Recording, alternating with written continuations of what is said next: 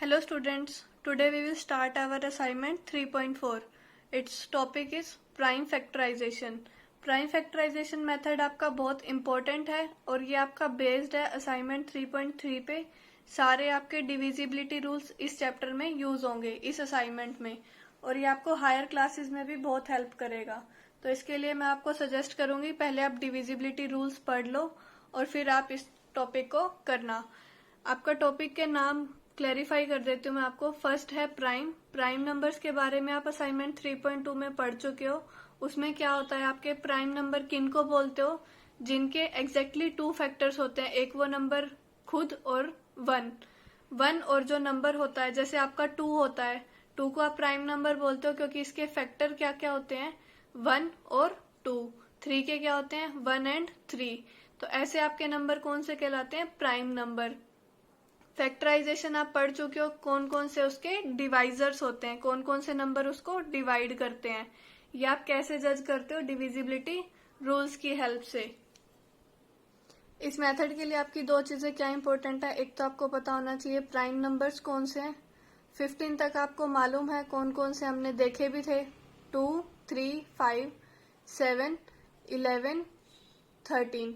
बस आपको मेनली इन्हीं प्राइम फैक्टर्स पे फोकस करना है। फैक्टर्स मतलब डिवाइजर, इन्हीं के आपको डिविजिबिलिटी रूल्स भी लर्न करने हैं। मैक्सिमम मैंने आपको सिखा रखे हैं जो आप जानते हो कि कौन सा नंबर कैसे चेक करते हैं। 2 से डिविजिबिलिटी रूल आपको पता है क्या होता है, वो नंबर आपका इवन नंबर होना चाहिए, उसका यूनिट प्लेस क्या होना चाहिए, आइदर 0, आइदर 2, 4, 6 और 8। 0, 2, 4, 6, 8 में से अगर आपको यूनिट डिजिट मिलता है तो वो नंबर आपका 2 से डिविजिबल होता है। 3 के लिए आपने पढ़ा हुआ है सम ऑफ डिजिट्स जो है 3 से डिविजिबल होना चाहिए। 5 के लिए क्या होता है, आप उस नंबर का एंड डिजिट जो यूनिट डिजिट होता है या तो 0 होना चाहिए या 5 होना चाहिए। 11 के लिए आपने पढ़ा हुआ है क्या होता है, अल्टरनेट डिजिट्स के सम का डिफरेंस 11 से डिविजिबल होना चाहिए। मेनली अभी हमारा फोकस इन्हीं पे रहेगा, बाकी हम फिर देखते हैं जैसे क्वेश्चंस में होगा। क्वेश्चन नंबर 1 है आपका, इसमें आपको करना है find the prime factorisation of the following number. जो आपको नंबर गिवन है इनकी आपको प्राइम फैक्टराइजेशन बनानी है। प्राइम फैक्टराइजेशन आप इस फॉर्म में लिखोगे, देखते हैं। फर्स्ट डिजिट है आपके पास 36, तो हमने 36 को ऐसे लिखना है, एक वर्टिकल लाइन लगाओगे और एक हॉरिजॉन्टल लाइन लगाओगे। अब आप 36 देखो, पहले क्या 2 से डिविजिबल है, 2 के लिए डिविजिबिलिटी रूल क्या होता है हमारा, यहाँ पे यूनिट डिजिट क्या होना चाहिए, 0, 2, 4, 6 या फिर 8। तो हमारा यूनिट डिजिट 6 है, ये इवन नंबर है तो ये क्या हो जाएगा 2 से डिविजिबल। तो जब आप इसको 2 से डिवाइड करोगे, ये सारा आप रफ वर्क में करोगे, तो 2 1 जा 2, रिमाइंडर बचा आपके पास 1, आपने उतारा 6, 2 8 जा 16। तो हमने क्या मिला कि 2 की अगर मैं मल्टीप्लाई 18 से कराऊं तो मेरे को फाइनल आंसर कितना मिलेगा, 36। ये आपका रफ वर्क है, ये आपको फेयर में नहीं करना। तो आप क्या लिखोगे, पहला प्राइम फैक्टर जो आप यहाँ पे नंबर लिखोगे ना, वो आपके नंबर इन्हीं में से ही कुछ होना चाहिए। इसके अलावा नंबर अगर आप यहाँ लिखते हो तो वो आपका क्वेश्चन रॉन्ग माना जाएगा। तो आप पहले लिखो यहाँ पे 2, और 2 को जब हमने 36 से डिवाइड करा, जो क्वेश्चन आएगा वो आप लिखो इसके नीचे। तो यहाँ पे आ गया आपका 18।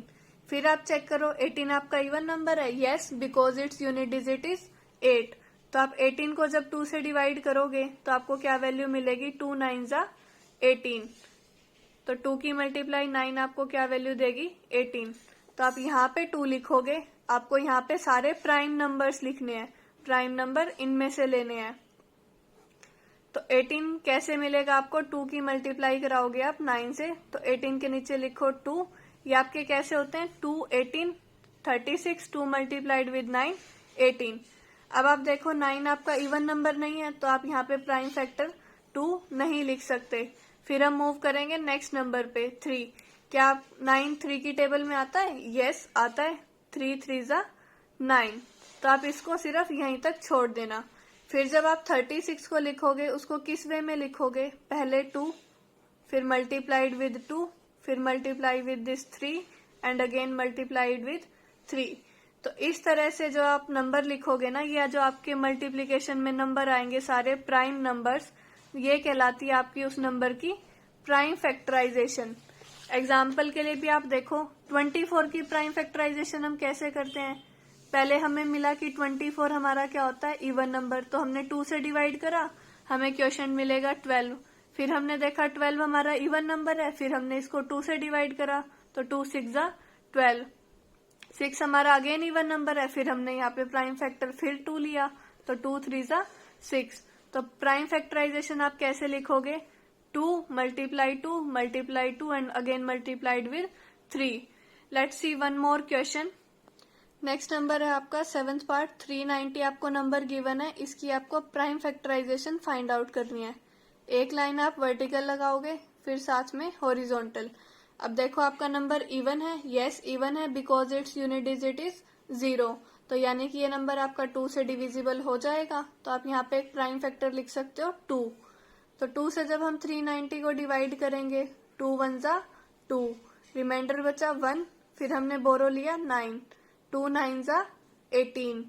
जब आप 19 में से 18 को सब्ट्रैक्ट करोगे तो आपका बचेगा 1, फिर हमने उतारा 0, 2 5 10, तो रिमाइंडर आया 0। जब हमारा क्वोशिएंट होता है उसको हम इस नंबर के नीचे लिखते हैं, यहाँ पर 195 हमें नंबर मिल गया।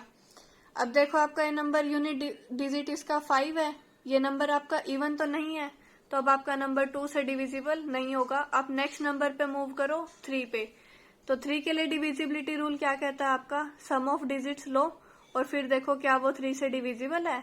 9 + 1 10, 10 + 5 15। 3 की टेबल में 15 आता है, तो इसका मतलब यस वो आता है, तो आप इससे 3 को, ये नंबर आपका 3 से डिविजिबल हो जाएगा।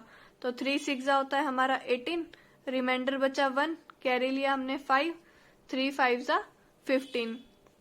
तो अब की बार हमारा प्राइम फैक्टर 2 की बजाय यहाँ क्या बचेगा, 3 बनेगा। 3 से जब हमने इसको डिवाइड करा तो हमें आंसर मिला 65। अब फिर से 65 हमारा इवन नंबर नहीं है, तो हम प्राइम फैक्टर 2 नहीं ले सकते। 3 के लिए डिविजिबिलिटी रूल आपको क्या कहता है, 6 + 5 sum of its digit must be divisible by 3। तो 6 + 5 होते हैं आपके 11, ये आपके 3 से डिविजिबल नहीं है, तो आपका ये नंबर भी 3 से डिविजिबल नहीं है। फिर आप नेक्स्ट प्राइम नंबर पे मूव करें 5 पे। आप देखो क्या ये नंबर 5 से डिविजिबल है। 5 से डिविजिबिलिटी के लिए आपको क्या चेक करना होता है, नंबर का यूनिट डिजिट या तो 0 हो या फिर 5 हो। तो यूनिट डिजिट हमारा 5 है, तो ये नंबर क्या हो जाएगा हमारा, डिविजिबल बाय 5। ओके, जब आप 65 को 5 से डिवाइड करोगे तो आपको क्या आंसर मिलेगा, 5 1 5, रिमाइंडर बचा 1 और यहाँ पे 5, 5 3 15। तो अब यहाँ पे आपका प्राइम नंबर कौन सा आएगा, प्राइम फैक्टर 5, और डिवाइड करने के बाद वैल्यू मिलेगी 13। अब 13 भी आपका प्राइम नंबर है। जब आपको फैक्टर लास्ट में प्राइम नंबर मिल जाए तो आप वहीं पे स्टॉप कर दोगे, आपको आगे नहीं जाना, आगे किसी नंबर से डिवीजन चेक नहीं करनी। आप फेयर में सिर्फ इतना काम करोगे, इसको नहीं करोगे, ये पोर्शन सिर्फ लेफ्ट वाला पोर्शन आपको लिखना है। फिर आप 390 की प्राइम फैक्टराइजेशन कैसे लिखोगे, फर्स्ट प्राइम फैक्टर 2, फिर मल्टीप्लाई विद 3, मल्टीप्लाई विद 5 और अगेन मल्टीप्लाई विद 13। जो आपके ये बाहर वाले नंबर होते हैं ना, जो ये ऐसे एल बनता है, इसके ऊपर जो नंबर आ रहे हैं वो नंबर आपको लिखने हैं। ऐसे यहाँ पे देखो ये नंबर आ रहे हैं एल पे, तो ये नंबर आपको मल्टीप्लीकेशन में लिखने हैं, इक्वल्स में जो आपका ओरिजिनल नंबर है उसको लिखना है। इसमें भी देखा होगा आपने, जब आपका प्राइम फैक्टर आ गया था तो हमने यहाँ पे इसको स्टॉप कर दिया था, उसके बाद हमें आगे नहीं जाना। तो इसी तरह से आपको क्वेश्चन नंबर 2 कंप्लीट करना है। इसमें आपको प्राइम फैक्टर ढूंढने हैं। प्राइम फैक्टर आपको सिर्फ इनमें से ही लिखने हैं, इनके अलावा आपके कोई और प्राइम फैक्टर नहीं बनेंगे। इसको याद करो और फिर आप अच्छे से डिविजिबिलिटी रूल्स को भी लर्न करो। डिविजिबिलिटी रूल के बाद आप डिवीजन करो और फिर नंबर में जो क्वोशिएंट आपके आते हैं उनको लिखो। फिर लास्ट में आप सारे प्राइम फैक्टर की मल्टीप्लाई करो। वो कैसे करनी है, आपको एल शेप बना लो, जो एल के ऊपर नंबर आते हैं उनको आप मल्टीप्लीकेशन की फॉर्म में लिख दो, और ये हमारी क्या कहलाती है, नंबर की प्राइम फैक्टराइजेशन। तो आप लिखना लास्ट में, hence the prime factorisation of जो भी आपका नंबर हो और जो आपकी प्राइम फैक्टराइजेशन आए। आई होप आप समझ गए होगे। आपको सिर्फ 2 काम करने हैं, एक तो आपको प्राइम नंबर्स पता करने हैं और उन नंबर्स से रिलेटेड डिविजिबिलिटी रूल्स पता करने हैं, और फिर आपके क्वेश्चन इजीली हो जाएंगे।